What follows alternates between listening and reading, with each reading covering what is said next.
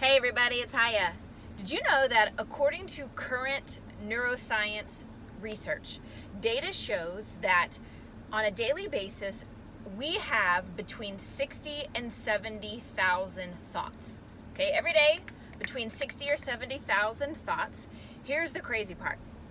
At least 90% of those thoughts are the same thoughts we had yesterday, and the same thoughts we had the day before that, and the day before that, and the day before that. So our brains are literally a collection of our past. That's all they are, a record of past data. So we have to make a conscious thought. If we want to change our outcome, if we want to change our reality, we have to purposefully start feeding our brain new data. We have to stop living on autopilot from the past, and we have to start feeding our brains new information that we want it to feed off of on a daily basis. So we are learning that our brains are literally you know the old saying, what you're going to feed it more grows. So whatever you're going to focus on grows. So you have to ask yourself, what are you feeding your brain more of? The future that you want to create, or are you feeding it more of the past that you're reliving over and over and over and over again? Is your future, I heard something about this recently, and I forget exactly where I heard it or what they said, but basically it boils down to, unless you have a vision of your future that is so clearly locked in and so vivid that you are feeding your brain those pictures every single day, then you are simply locked into that past and that picture, and you have no choice but to be recreating that picture over and over and over and over again. So what are we going to do? Okay, so I know for sure what I want my future to look like. I know exactly what are the things that I want to create. In fact, it's interesting. My husband and I were having a conversation the other day, and I was telling him that I feel more frustrated now than I've ever been. And not because I have a lack of gratitude or because I need a shift in my perspective. You know, all those things. I'm working on gratitude all the time, and I'm very well aware of the growth that we've made and the path that we have taken. But the reason I'm feeling more frustrated, and I thought about it for a long time, and he said, how can it be? You know, and he was spelling out for me, look at what you've done, look at this, look where you've come from, la, la, la, la, la. How can you feel more trapped or more frustrated now? And I said, I'll tell you why. Because I can so clearly see where we're headed and the things that we want to create that I cannot rest until we get there.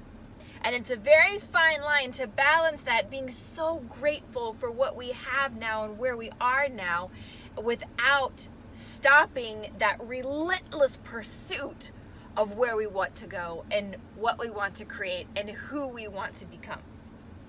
So I'm very clear on where we're headed, and I want to share that with you right now, okay?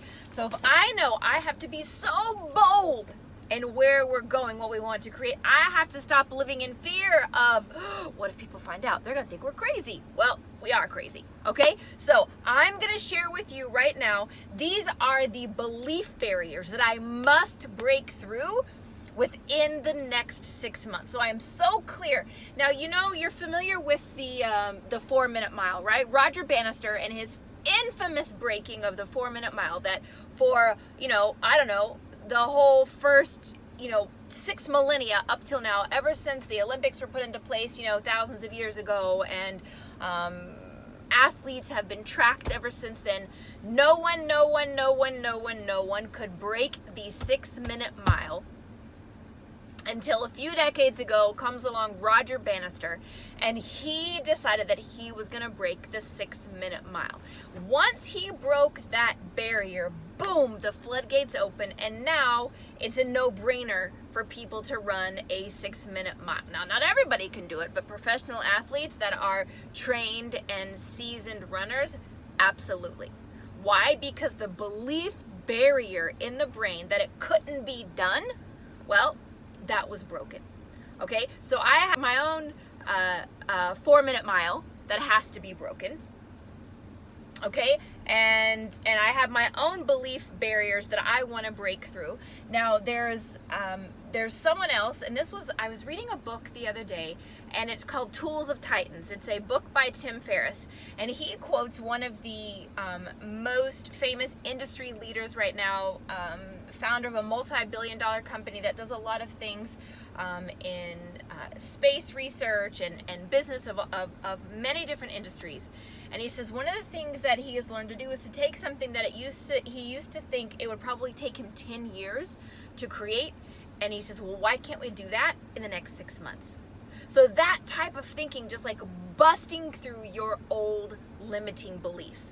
Okay, so I've narrowed it down to 5 beliefs that I must break in my own life in the next 6 months. I'm going to share them with you. Okay, number 1.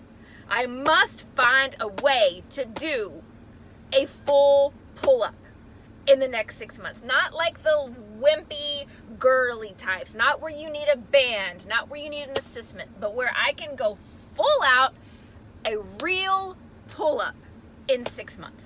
Okay, I've been talking about it. I've been trying it. I've been not making any progress. I must break that barrier. That's number 1. Number 2. I want to finally, fully and completely break my emotional attachment to food. Okay, I've been working on this for a long time, and I know these are patterns and belief systems that run very, very deep in my family, like generational belief patterns, and the social conditioning on this, y'all. Oh my gosh, it's so strong. We're not even aware of it anymore. But I want to work through and heal some specific trigger points that I can eat one way and be so clean and healthy and on point in my home, and then when I go to other places that are certain, they trigger things in me, and I just lose it, and I become like a maniac, and I eat in such unhealthy ways. Why do I do that? Why do I even allow that from myself? It's not necessary. I no longer want it. Okay, so I'm going to work through my emotional attachment to food. Number 3, I want our pilot school, I need to get it to operating in the black. Right now we are operating at a massive, massive deficit on a monthly basis. So I've got to get our pilot school operating in the black so that we can continue to work on the expansion and the next steps of our global educational system. So that's a big one. Number 4, I want to assemble my dream team for our Life Advisory Board. So if you're not familiar with Life is a global educational system. We have a vision to completely revolutionize the world's educational system. It is a joke. It's disgusting. How can it be that it's the only industry that has survived 200 years without any innovation? So LIFE stands for Leadership Through Innovation, Forward Thinking, and Excellence, and it is an academy for the leadership arts that we want to implement worldwide. And we have a plan to either build schools or partner with existing schools and share just the curriculum, the philosophy, the tools, the resources, etc. with any school that wants them around the world for free, and to train them on how to implement them properly. So my goal is to assemble the advisory board for this system with A-listers from every industry and thought leaders from today's world, so that we can really put together what it would look like to help today's generation learn how to actually thrive in tomorrow's world as we're raising and building our next generation of leaders. So putting that advisory board together within the next 6 months, I want to start putting those pieces together instead of taking it from a dream and to put it on paper and to have them signing on board with us.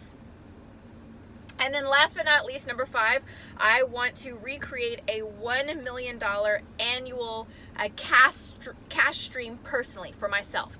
So this is something that I have done in the past, so I know it's possible, but I purposefully shelved it. I actually threw it away when I shattered my own glass house about 10 years ago, and I have spent the last 8 or 9 years working on recreating different pieces of myself, and I have had to build different versions of me.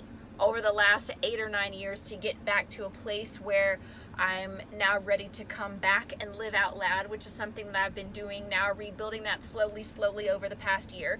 So for my own personal beliefs, it's nothing to do with anybody else but me. So this is a personal goal that I want to create a $1 million annual cast stream again from no one but me. So not any of our other companies, no other team efforts, but just from myself. It's something that I need to do for my own personal beliefs. Again, breaking a new belief barrier and saying that it's something that I can do it in a new way, and with my new beliefs and with my new time frames and my new goals and life missions and visions, that this is something that can still be done, and it's something that I want to prove for myself and for the people that I represent, and showing it doesn't matter where you start from, you can do it again and again and again and again.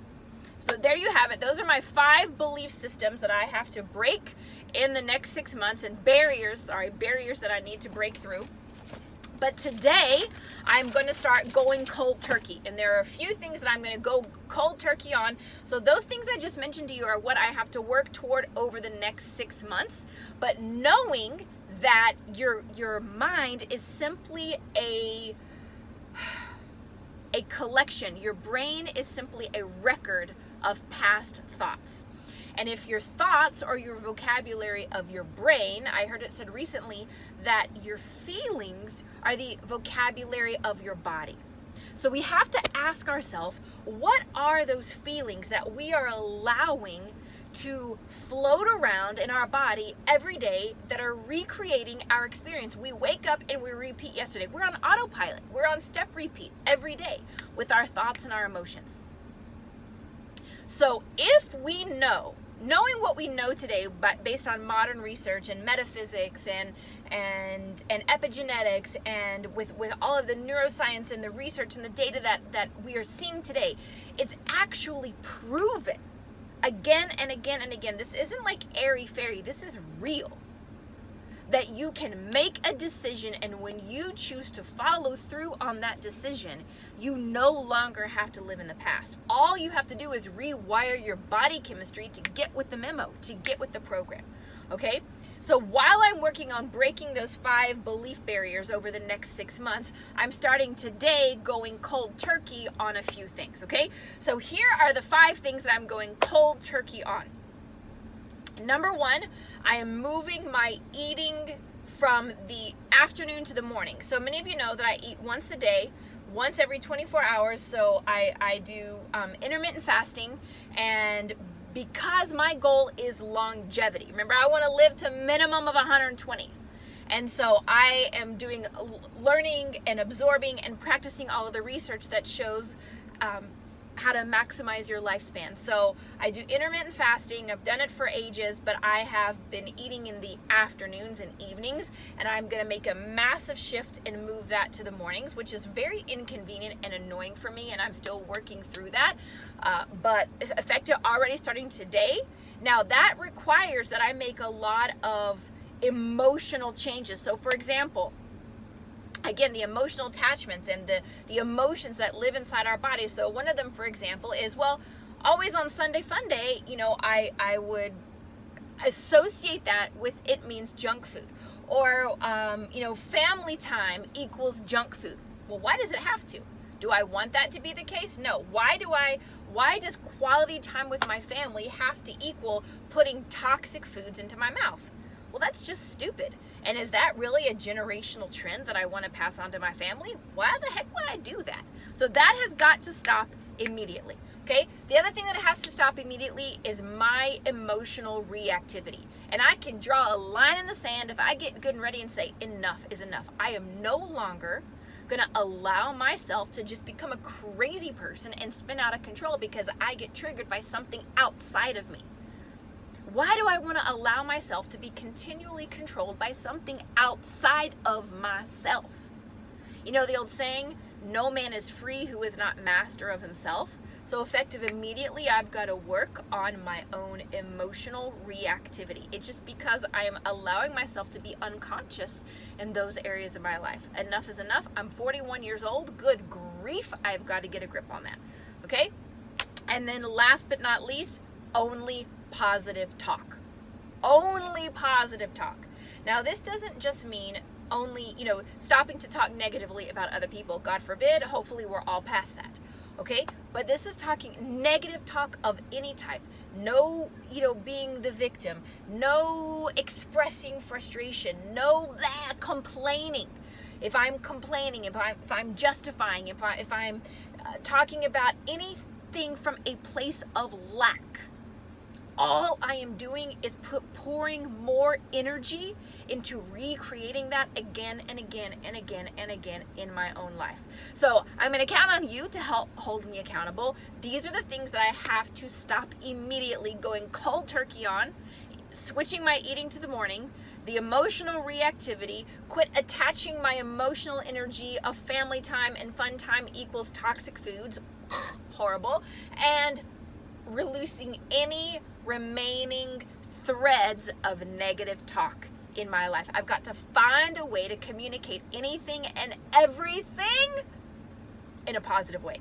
I'm not saying it's going to be easy, but I am saying when you get hungry enough and committed enough, our brains are so powerful. They literally are like superpowers. We just have to learn how to tap into them. So let's do it together. Bye for now.